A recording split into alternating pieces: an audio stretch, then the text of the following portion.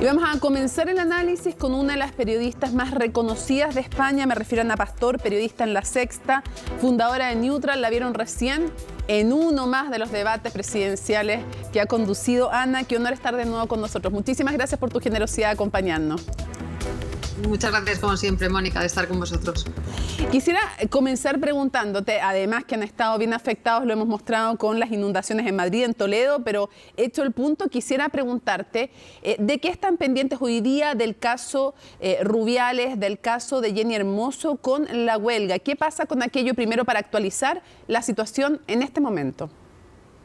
Pues ahora hay dos noticias fundamentales mientras hablamos. Una, como apuntabas, la huelga de las jugadoras a nivel nacional se mantiene, no hablamos solo de las campeonas del mundo, sino la liga, digamos, habitual se mantiene porque no han conseguido mejorar esas condiciones. Fijaros que aquí no se está hablando en ningún caso de igualar los salarios a los jugadores de fútbol, se está hablando de un convenio colectivo con condiciones muy mínimas. Pues bien, a esta hora podemos decir que esa huelga sigue planteada porque no han conseguido todavía un acuerdo de reivindicación.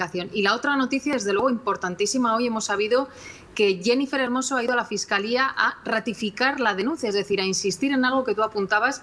El beso no fue consentido y, por tanto, ella ha ido a la Fiscalía a dar la versión que ya contó en un comunicado, pero hoy lo ha hecho también en sede judicial. Así que ese recorrido que pueda tener ahora la denuncia penal es donde hay que tener la mirada puesta periodísticamente y la sociedad también.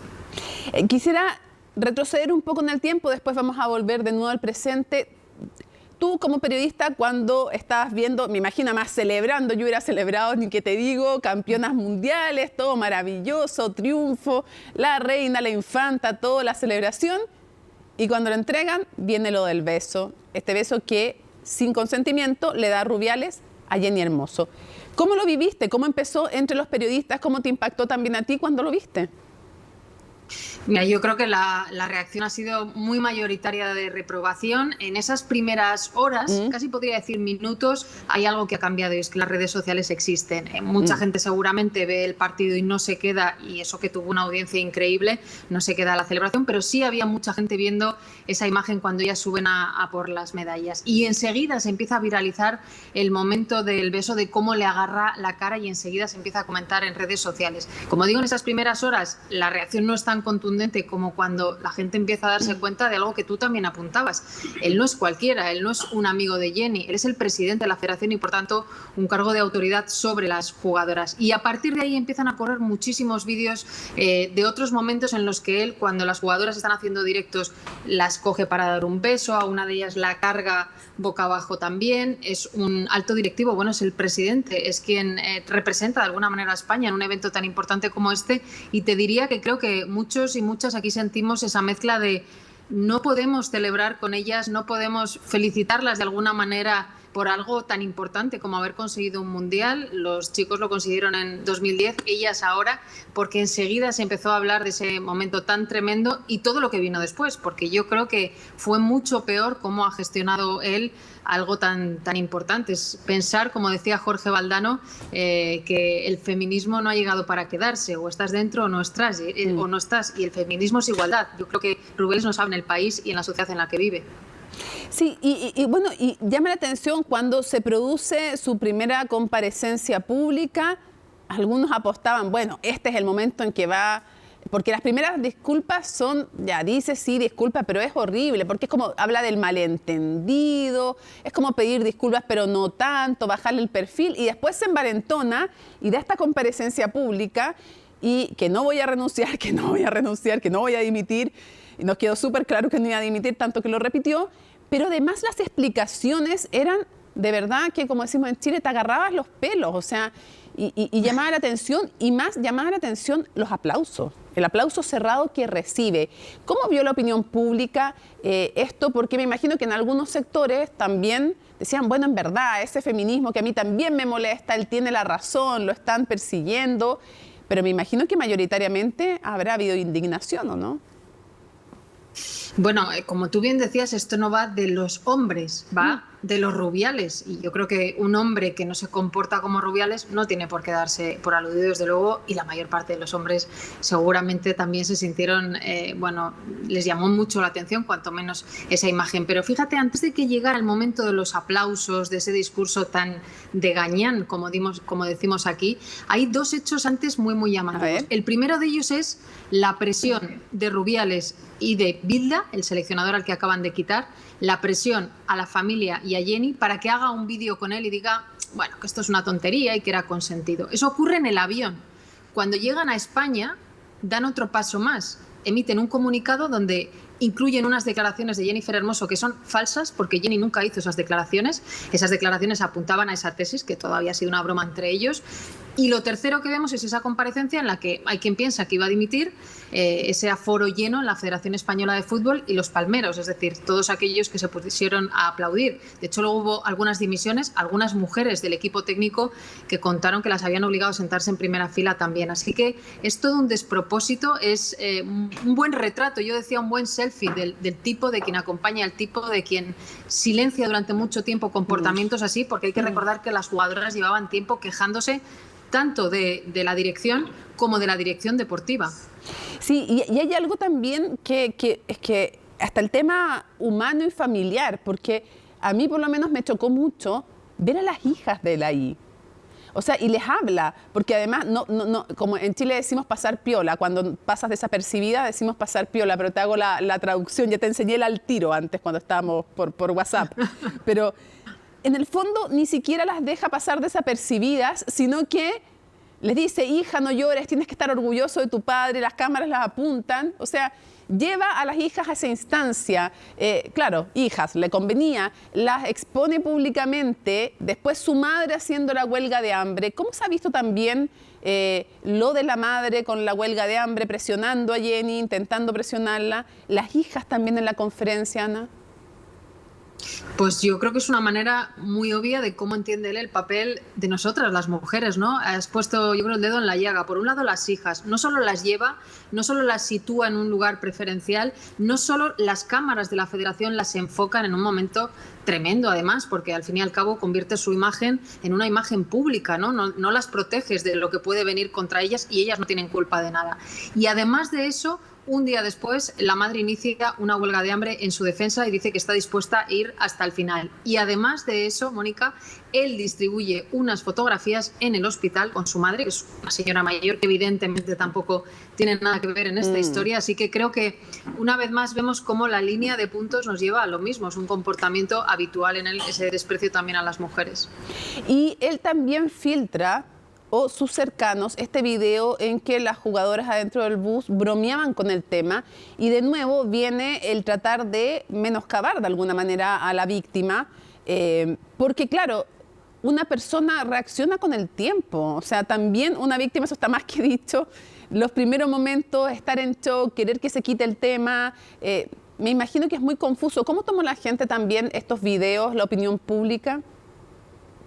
Pero es que además es que estamos locos, ¿no? Yo creo que tú, que conoces bien cómo es el acoso digital, estamos locos poniendo el foco en quien ha ganado la Copa del Mundo y le ha sobrevenido todo esto, pero es que además ellas tienen una ventaja, estas jugadoras, además de ser unas cracks en lo suyo, ya venían quejándose de actitudes dentro. Es verdad que no habían especificado en qué consistían esas actitudes, pero creo que el tiempo les ha dado la razón. Y en paralelo a todo esto que estamos contando, a que se inventen declaraciones, presionen a la familia, etcétera, etcétera, ocurre el acoso digital. Es decir, Rubiales se vale de varios agitadores de ultraderecha que utilizan estos vídeos, los manipulan, cortan, a veces pegan, para poner la mirada sobre ellas. Y esto es una pauta habitual. En España tenemos varios casos muy conocidos. Uno es el de La Manada, que sé que habéis hablado aquí, gravísimo.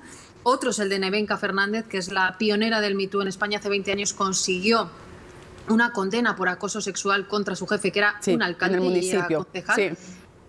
Son casos muy diferentes al de Jenny, pero hay una cosa que es exactamente igual. Cómo se intenta culpar a la víctima. Evidentemente este caso no es tan grave, pero es verdad que se pone el foco en el comportamiento de ella.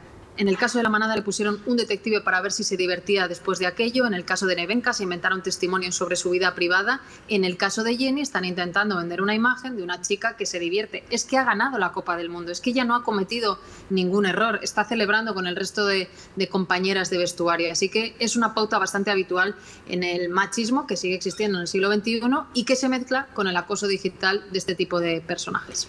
Ana, quisiera preguntarte, ¿cómo has visto la reacción? Porque explicar un poco que esta federación es privada, no recibe subvención y no tiene tutela del sistema público y por lo tanto el tipo no quería renunciar y muchos se preguntan en otros países, ¿pero por qué no lo sacan?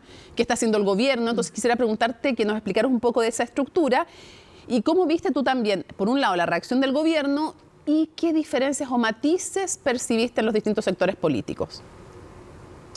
Pues mira, es curioso porque como tú apuntas, la Federación Española de Fútbol, aunque llame la atención, no es una entidad pública. Lo que ocurre es que gestiona un patrimonio tan importante, una marca tan importante aquí y fuera de España como es la selección española de fútbol femenina y masculina. Es decir, lleva nuestro fútbol por el mundo y eso es lo que le hace tener los ingresos que tiene.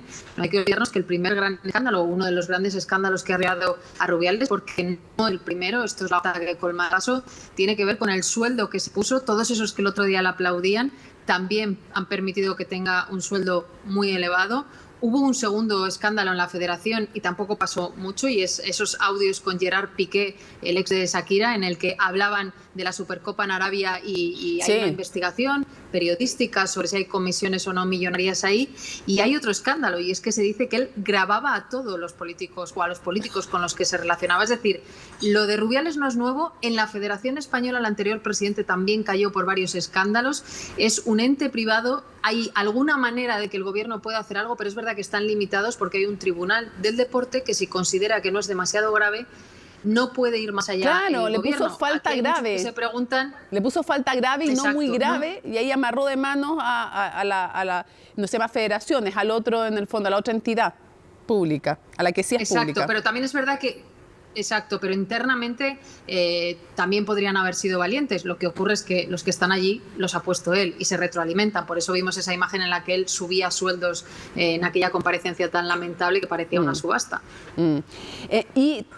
Y en lo político, ¿cómo ves tú que ha reaccionado a nivel ya de declaraciones, de política, el distinto espectro? Veíamos que una de las encuestas que se comparaban políticamente en promedio un 78-72% de rechazo a Rubiales, pero más alto en los sectores que se identifican con Sumar en la izquierda, como un 82-83% y 50 y tantos en el caso de quienes se identifican con Vox. Igual mayoría en contra de Rubiales, pero con una diferencia. ¿Cómo ha sido ese debate de los políticos, las políticas en España?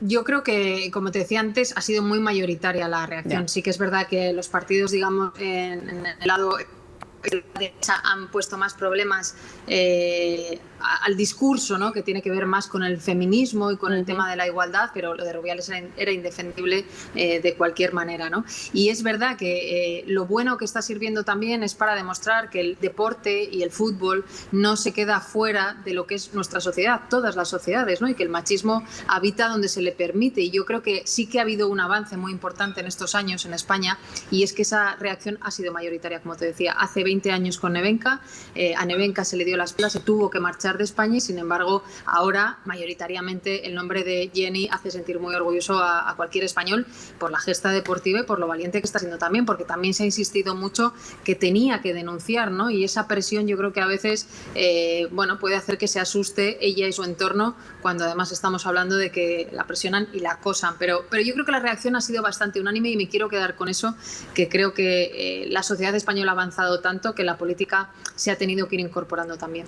¿Hay algún miedo de que este caso afecte la postulación de España para el Mundial, esta organización conjunta con Portugal, con Marruecos y España? Bueno, ahí nos toca un poco de velas en el entierro, pero no queremos que les afecte, porque tú sabes que estamos en competencia por la organización, ¿no? Ahí estamos divididas, Ana. Nosotros queremos organizarlo con Argentina y otros, pero podría tener un efecto negativo. ¿Cómo se valora aquello? Y porque en el fondo es soft power también el fútbol para España, como lo es el turismo, como lo son otras cosas. Entonces, un país que parecía con resabios también machistas, pero bastante más progresista. Con este tema, ¿cómo le puede afectar a la imagen del país, para cerrar, Ana, y a la postulación del Mundial? Bueno, yo creo que desde luego a la imagen de España, ahora hablamos del futuro, a la imagen de España no le ha hecho bien. De hecho, ese es uno de los motivos para poder rescindir el contrato de un dirigente, aunque sea de una entidad privada, y es que le está haciendo daño. El gobierno insiste en que en el tema de la candidatura no tiene por qué ocurrir nada, van a seguir peleándolo, es verdad que no hay una decisión tomada, pero hay algo muy importante que vamos a saber en los próximos días, si no en las próximas horas, Mónica, porque las jugadoras de la selección, las campeonas, están esperando la llamada de la selección. Tienen que decidir si, con los cambios pocos que se han hecho, quieren estar en la selección y defendiendo los colores de España o no. Si finalmente no van y en la federación no hacen nada, yo creo que eso sí puede tener un impacto reputacional, desde luego, para conseguir esa candidatura. Y ahora mismo hay debate interno en el equipo sobre qué deben hacer, si atender a la llamada de la selección, presentarse como si no hubiera pasado nada, entre comillas, o aprovechar también de alguna manera en positivo este tsunami, ¿no?, de apoyo que tienen, para decir, no vale cambiar dos piececitas pequeñas, aquí hay que hacer una remodelación integral para que nos sintamos a gusto jugando también y representando a nuestro país. Así que yo creo que eso va a condicionar incluso más que los movimientos políticos que pueda haber. Vamos a seguir atentamente, porque los compañeros, te voy a decir, encuentro que sí, la apoyaron, pero harto que se demoraron, bien tibios además que fueron los de la selección. Esperábamos más de ellos, esperábamos más, Ana, te lo confieso, la verdad. Totalmente, vimos aquí todo ese comunicado leído por Morata. Es verdad que sabemos que hay 2 o 3 jugadores, Morata entre ellos y Azpilicueta, que querían haber ido un poco más lejos. Es verdad que es un grupo de 24. También te digo, para lo que dijeron, podrían haberlo hecho hace una semana o 2, incluso en las redes sociales, que opinan de muchos temas, como hizo Borja Iglesias, por ejemplo, que fue muy valiente. Yo creo que hay veces en la vida que te sitúan en el foco y tienes que estar a la altura, y para mí ha sido más que insuficiente la reacción de ellos. Ana Pastor, un gusto, un honor estar nuevamente contigo. Muchísimas gracias por tu tiempo. Muchísimas gracias. Un abrazo.